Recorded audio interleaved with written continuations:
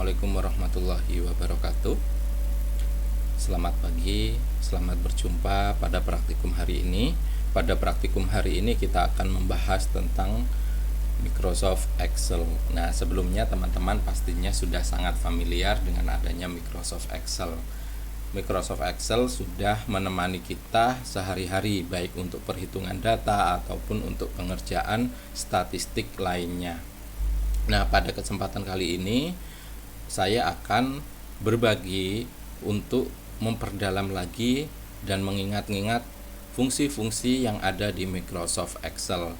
Nah, Microsoft Excel ini sesuai dengan materi saya tidak akan jauh dengan kehidupan kita di dunia kerja nanti.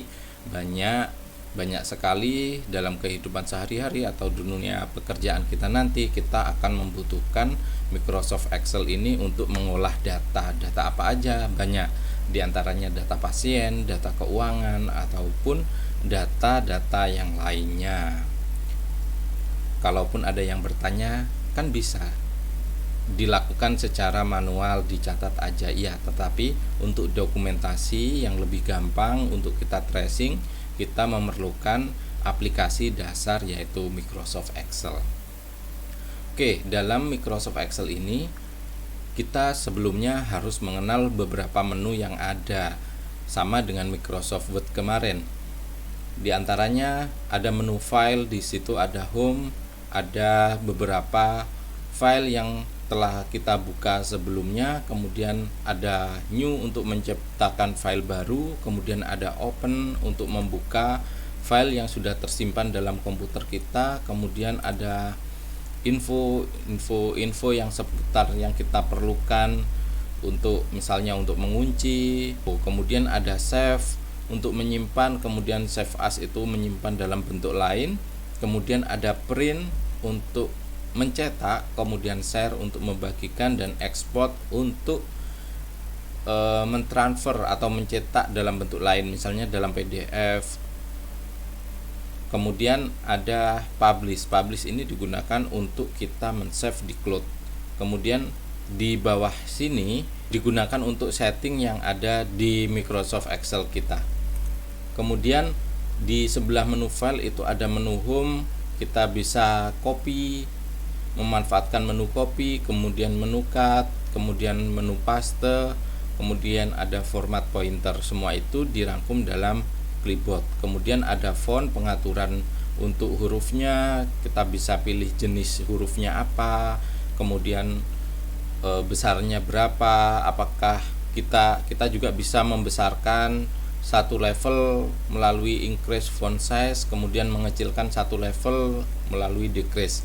Kemudian kita bisa memblok bold, bukan blok ya, tapi bold, kemudian kita mencetak miring atau italic, kemudian kita memberi garis atau underline.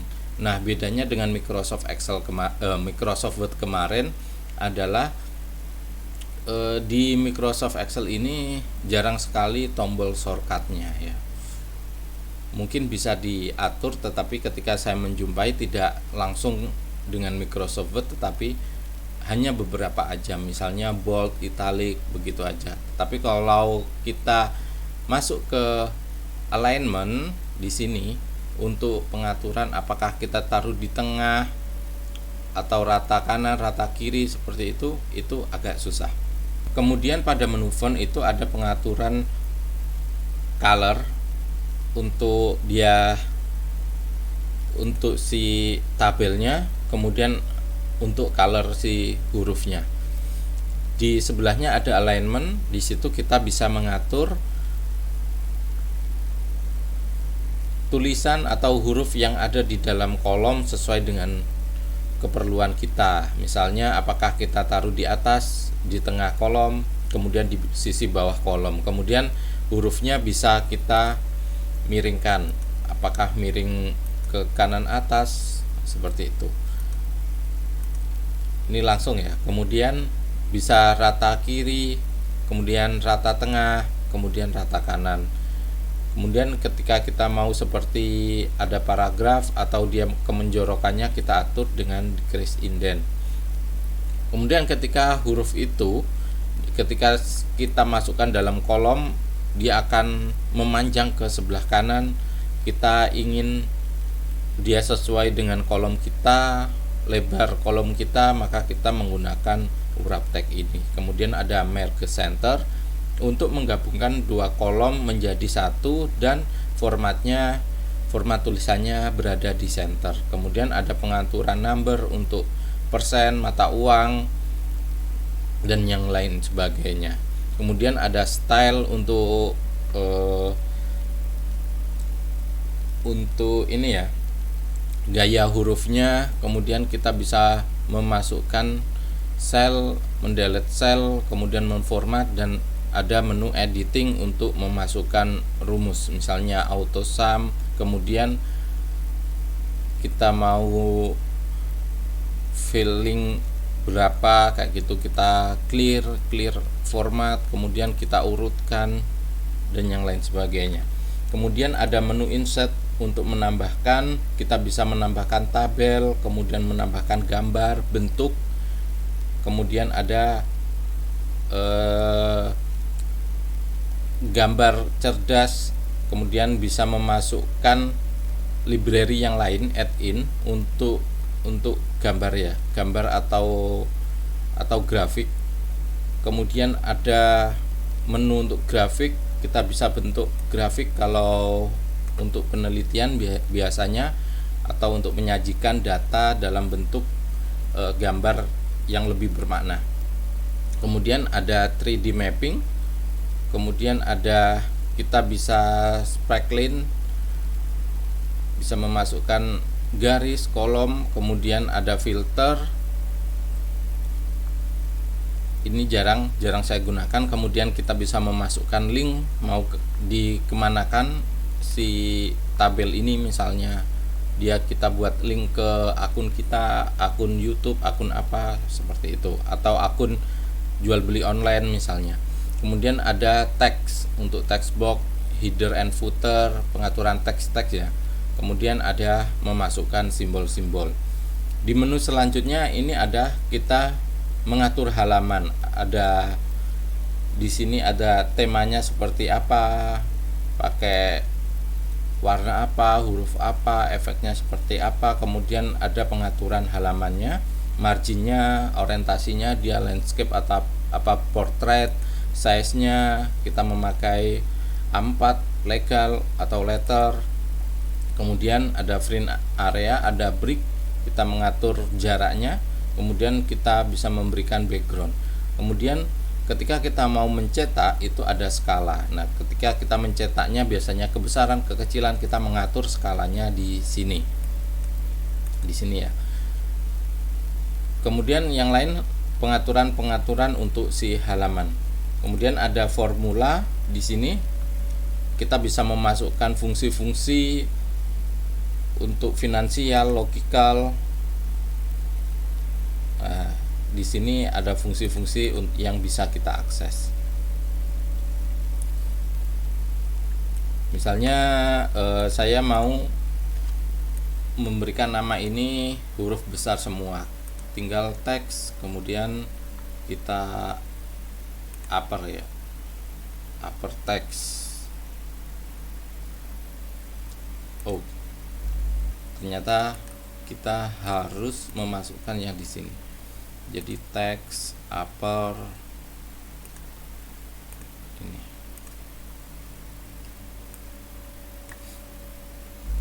Misalnya seperti itu. Ini berarti rumus-rumus yang disediakan atau yang bisa kita akses untuk mengolah file atau data yang akan kita inputkan nanti. Kemudian ada menu data. Di sini kita bisa melakukan editing data ya, dengan memanfaatkan menu ini. Misalnya kok ternyata dalam tabel saya ini rasanya ada data-data yang terduplikasi, atau saya terlalu banyak data, saya nggak mau pusing, saya nggak mau memilah salah satunya, kemudian saya lakukan block, kemudian saya remove duplicate. Jadinya yang data yang sama akan saya hapus. Konsekuensinya apa? Konsekuensinya adalah ada data-data yang hilang, tentunya karena pengolahan otomatis atau yang dikenali oleh program. Itu. Di sini ada menunya. Kemudian di sebelah data itu ada review, ini untuk memberikan komen-komen mana yang salah, misalnya ketika kita nanti menjadi asesor, asesmen lapangan atau mengecek tugas daripada pekerjaan orang lain, tinggal kita berikan komen seperti itu. Kemudian ada spelling, ada thesaurus, ada workbook yang kita bisa akses untuk provinsi data kita. Kemudian ada menu view untuk penampilan si layar kita. Misalnya bisa kita split ya. Kemarin waktu di Microsoft Word kita bisa membagi layar kita menjadi 2 halaman atau 2 layar kayak gitu, di samping menggunakan fungsi Windows ini ya, Windows panah ya, membaginya. Kemudian kita bisa juga membagi dalam satu program ini, program Microsoft Word, misalnya kita bagi menjadi 2. Jadi yang bawah itu untuk tampilan atas, yang atas itu untuk editing kita. Nah, di dalam Microsoft Excel ini juga kita bisa menggunakan menu Fresh Pen untuk mengatur si halaman atau mengatur tampilan ini ya, Microsoft Excel kita. Kemudian ada split, misalnya kita membagi, kita mau yang mana kayak gitu. Kemudian yang atas juga kita bisa bagi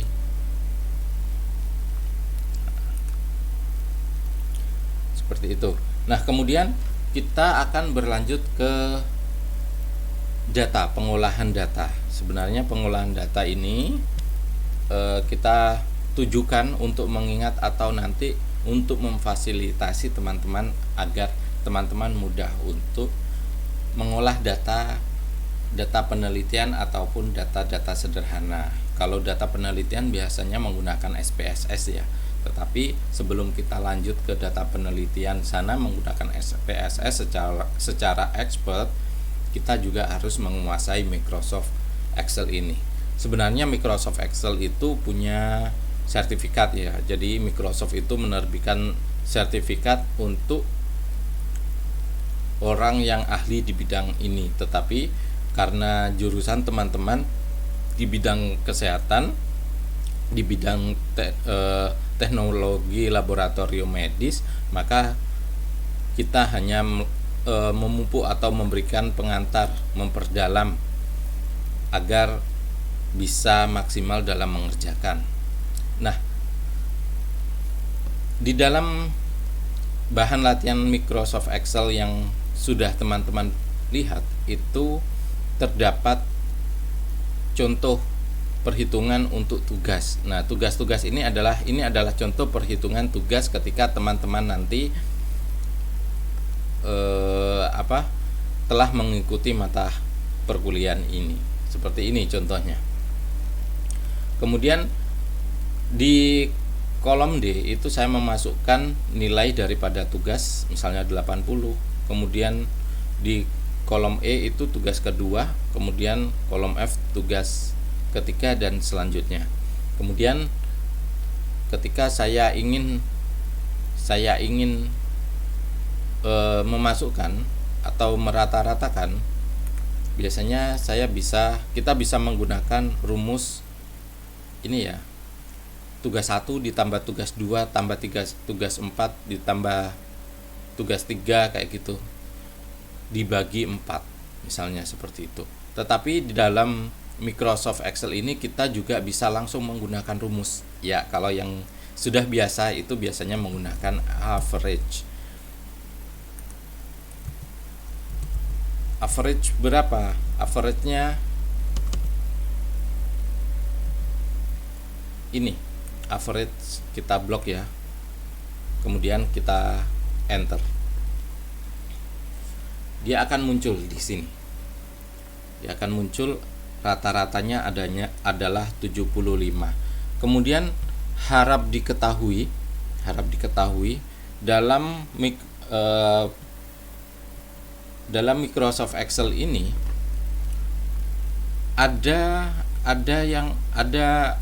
kriteria atau ada ketentuan khusus, yaitu setiap Microsoft Excel dengan versi yang berbeda dia akan menggunakan format rumus yang berbeda.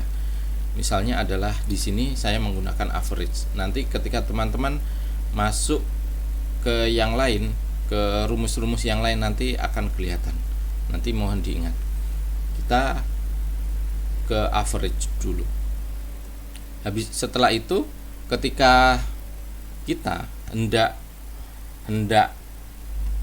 menjalankan satu rumus ini untuk semua data yang ada di bawah, itu biasanya teman-teman menggunakan apa? Biasanya menggunakan ini ya, ditarik, pojok sini ditarik ke bawah kayak gitu. Nah, teman-teman bisa melakukannya seperti itu, tetapi juga bisa dengan cara mengklik 2 kali di sini. Kalau datanya masih kosong, dia diklik 2 kali, dia akan sesuai dengan jumlah datanya. Seperti itu. Ini dilakukan dengan klik 2 kali. Kemudian kalau rata-rata ini sama ya, sama dengan average.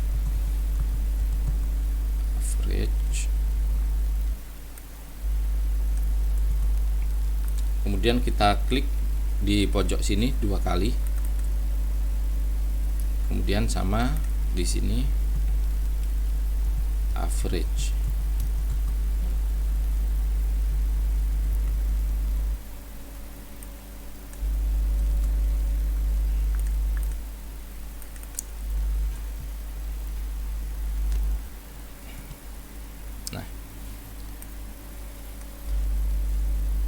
Itu adalah cara untuk menghitung rata-rata dari data. Average-nya, rata-ratanya berapa? Dari mana? Dari sini ke sini misalnya. Kemudian ketika kita di sini dihadapkan dengan berapa sih nilai minimal? Nilai minimal, kemudian nilai maksimal dari rata-rata ini. Kayak gitu. Dari total tugas rata-rata berapa nilai minimal. Di sini tinggal kita sama dengan min data yang ada di sini.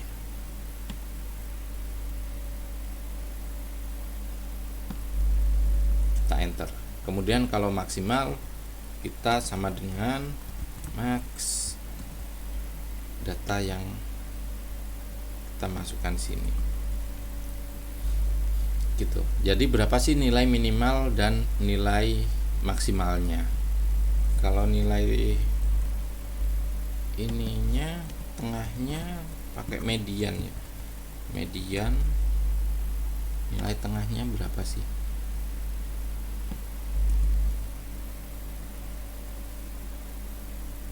Ini nilai tengah ketika data itu di sorting ya, nilai tengah. Jadi berapa sih nilai yang ada di tengah? Itu ternyata dia ditampilkan 80 karena 1 2 3 4 5, kemudian dia ada ketika diurutkan 75 7,5 80 kayak gitu. Nilai tengahnya, mediannya berarti 80, ada di urutan kelima ya. Kemudian ketika kita bisa mencari minimal, maksimal, median, kemudian kita sudah bisa menghitung rata-rata. Kalau menjumlahkan Pak gitu kan, menjumlahkan ya, yang sudah biasa pakai sum ya, jumlah itu sama dengan sum. Nah di sini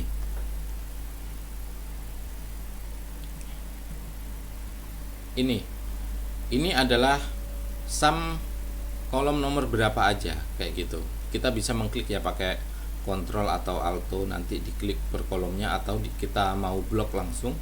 Tetapi kalau kita pengen menjumlahkan satu kolom-kolom, itu di Microsoft Excel saya menggunakan pemisahnya adalah titik koma. Jadi nanti harap dicek Kalaunya rumusnya tidak berlaku pada program atau Microsoft Excel teman-teman, nanti dicek titik komanya jalan apa tidak. Apakah dia menggunakan titik koma atau koma saja. Nanti ada beberapa kasus di sini pemisahnya itu menggunakan koma, bukan titik koma. Ini ya. Setelah number 1 sama number 2. Itu harus diingat-ingat, harus dipahami. Kayak gitu. Tanpa tahu di sini, tanpa kenal kayak gitu, kita akan selalu error. Jadi kalau punya hubungan itu harus saling kenal. Kalau nggak kenal, error kayak program. Oke, bisa Ctrl Shift ya, Ctrl Shift tanda panah kemudian kita enter. Nah, itu adalah untuk mengetahui berapa sih jumlahnya. Kita bisa menjumlahkan seperti itu. Kemudian kita nilai tugas plus UTS plus UAS dihitung dari ini NA nilai akhir ya, 3 kali UTS plus 3 kali tugas plus 4 kali UAS dibagi 10. Jadi rumusnya sama dengan dalam kurung kayak gitu kan, dalam kurung 3 dikali tugas ya, bisa tugas bisa UTS dulu. Kalau saya urutkan dari kiri dulu, 3 kali tugas kemudian ditambah dalam kurung. Kenapa kok dipisahkan dalam kurung? Karena nanti hasilnya beda antara perkalian dan pembagian, kemudian ada penambahan, itu beda.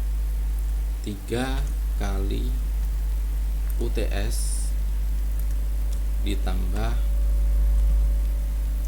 dalam kurung 4 kali UAS. UASnya di sini, jadi saya atasin N4 ya. Tutup kurung. Nah, apakah langsung dibagi di sini? Apakah langsung dibagi? Tidak. Tetapi kita tambahkan buka kurung dulu, biar kita jumlahkan dulu. Nanti hasilnya beda kalau kita langsung bagi. Nah, setelah kita jumlahkan hasilnya, kita bagi 100.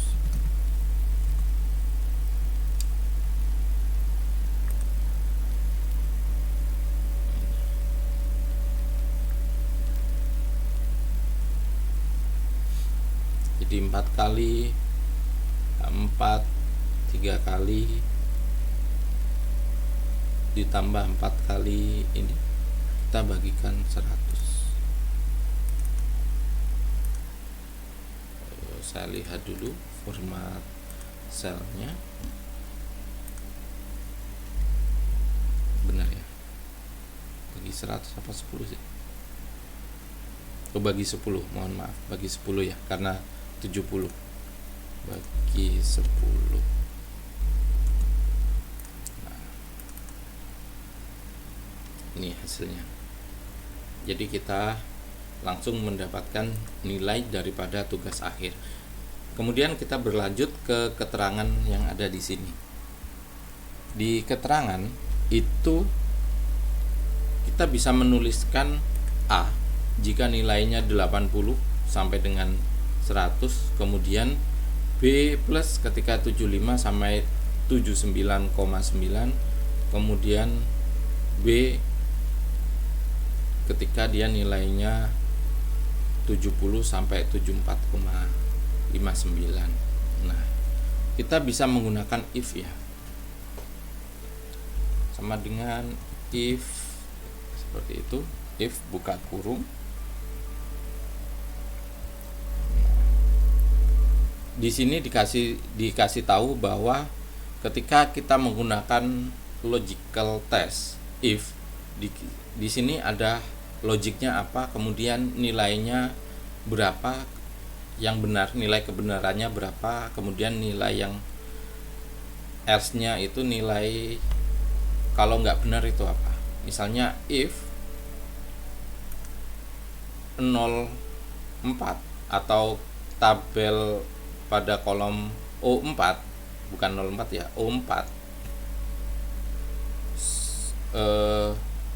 lebih besar dari 90, dia akan mendapatkan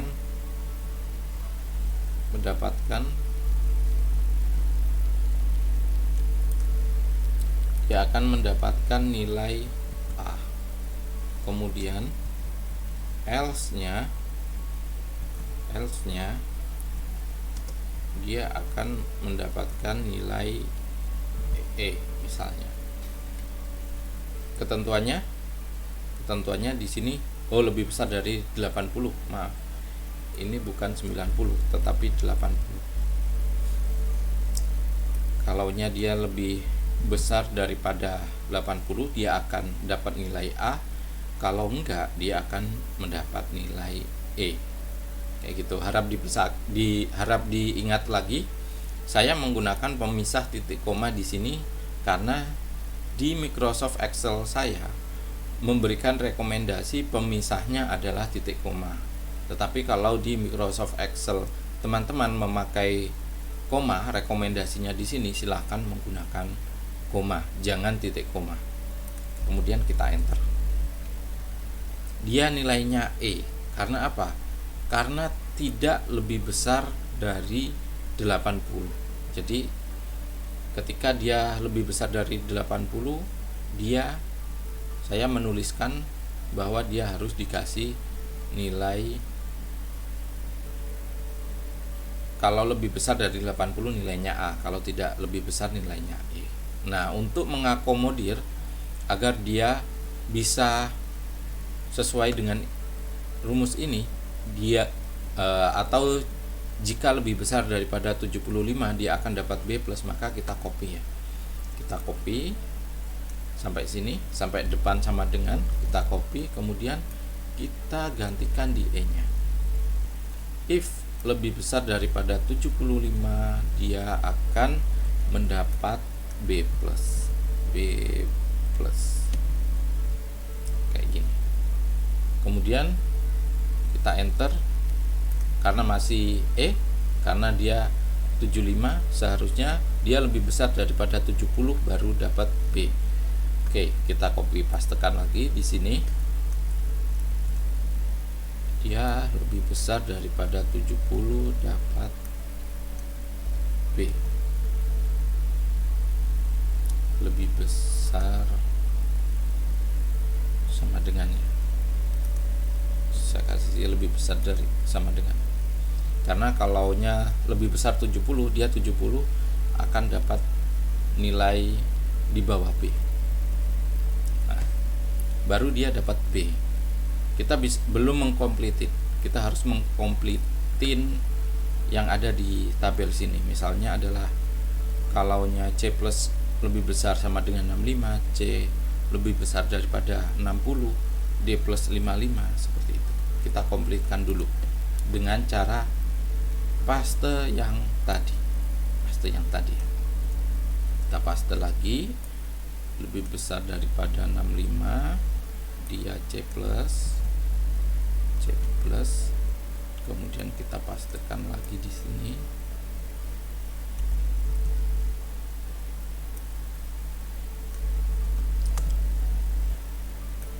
Kita dapat C, kemudian kita pastekan 55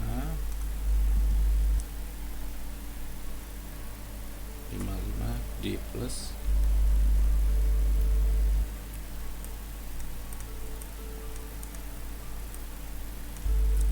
D plus, kemudian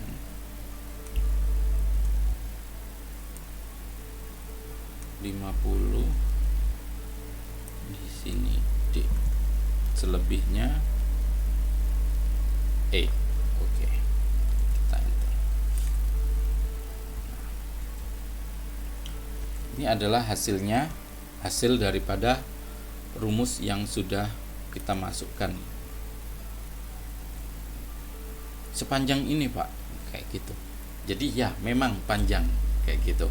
Jadi kalau kita bekerja dengan rumus, dengan catatan, itu kita akan menemukan bukti betapa Tuhan itu maha besar ya, bisa menciptakan kita itu ternyata rumusnya banyak kayak gitu.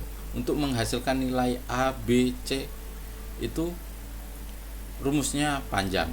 Kalaunya kita sudah bisa menebak, misalnya nilai 74,75, oh sudah pasti dapat B plus kayak gitu. B misalnya. Kalau nilai 85 udah pasti dapat A. Itu gampang ya. Tetapi untuk menghasilkan itu ternyata proses learningnya itu panjang kayak gitu.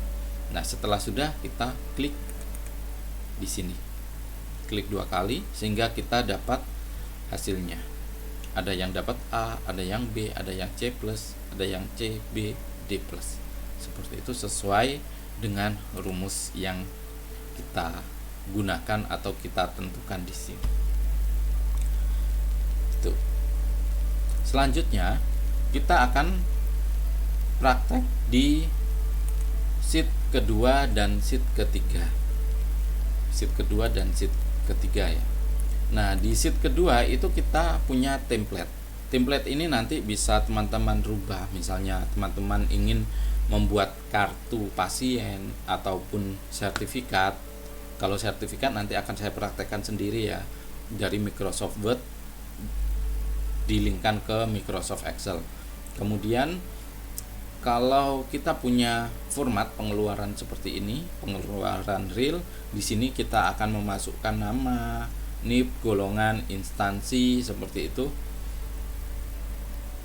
Kemudian kita masukkan di sini yang melakukan perjalanan dinas siapa secara otomatis ya. Itu nanti bisa kita terapkan. Bisa kita terapkan nanti di sini ya. Bisa kita terapkan ya. Caranya gimana? Kita bisa terapkan atau kita bisa isi data-data yang di sini menggunakan sheet nomor 3 secara berurutan, sehingga ketika kita print kita tidak copy paste satu-satu di sini. Biasanya copy paste kemudian sheetnya ini panjang banyak kayak gitu. Enggak. Kita bisa memanfaatkan VLOOKUP. Sama dengan VLOOKUP lookup dalam kurung log. Kita bisa lihat di sini. Kalau menggunakan rumus VLOOKUP, sugesti daripada si Microsoft Excel itu lookup value-nya berapa, kemudian table array-nya yang mana, kemudian kolom indeksnya berapa, terus rank lookup-nya apa. Misalnya saya kasih lookup value-nya 1 di sini. Kemudian saya pisahkan titik koma, harap diingat. Program teman-teman menggunakan titik koma apa koma. Kemudian saya pergi ke baris selanjutnya, ke sheet selanjutnya, saya masukkan di sini. Saya blok ya, mulai nomor 1 sampai dengan nomor 40. Kemudian saya balik lagi.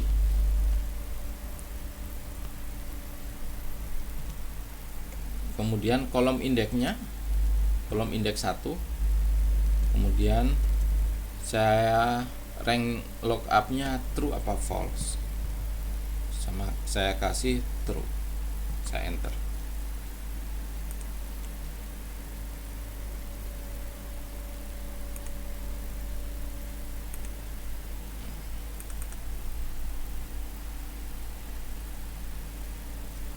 Jadi table array-nya ini masuk ke tabel 2, harusnya ke tabel sini. Di sini.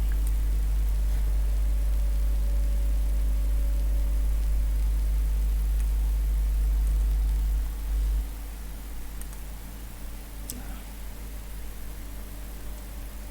sudah. Jadi saya ulang ya. Saya ulang di sini. Saya besarkan dulu, sama dengan VLOOKUP lookup dalam kurung lookup value-nya saya kasih di sini 1. Sementara saya kasih 1 ya, angka 1 aja di sini. Kemudian titik koma, spasi, saya pergi ke sheet 3. Saya blok ini, mulai nomor aja deh. Saya blok ya 1 kolom itu. Kemudian saya tekan titik koma di sini karena sudah ada rumusnya, masih muncul ya. Kolom indeksnya nomor berapa? Kolom indeks yang karena dia nama ya, tadi nama ya. Kolom indeksnya nomor 2 karena kita bloknya mulai dari nomor sini. Jadi dia di sini 2, kemudian koma atau titik koma.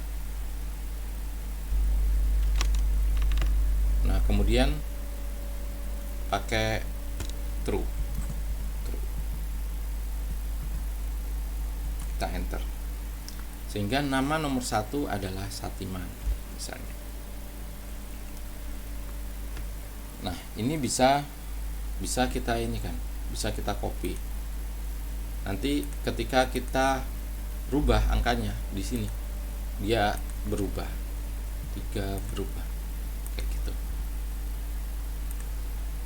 Nah, kita copy dulu, kita pastekan yang di bawahnya ya, kita pastekan di bawahnya sini. Ini kita rubah menjadi 3 karena dia ini. Kemudian golongan kita pastekan, kita rubah 4. Kemudian instansi kita rubah 5 nomornya.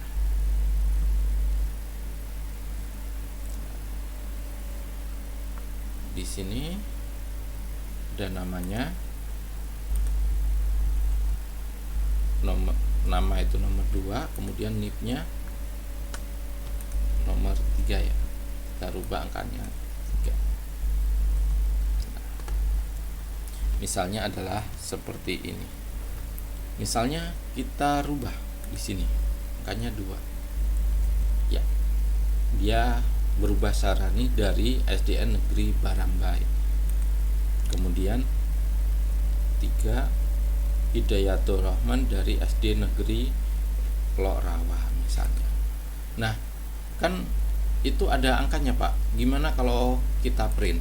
Kita tinggal ke home, kemudian ini warnanya kita rubah jadi putih. Kita samarkan ya bahasanya. Tetap dia akan tetap berisi nilai, tetapi ketika kita print dia angkanya putih. Jadi warna putih kayak gitu.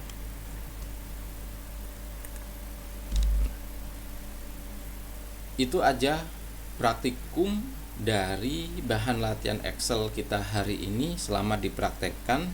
Kemudian ketika nanti sudah selesai, silahkan dikirim melalui link yang sudah disediakan. Terima kasih. Saya akhiri. Wassalamualaikum warahmatullahi wabarakatuh.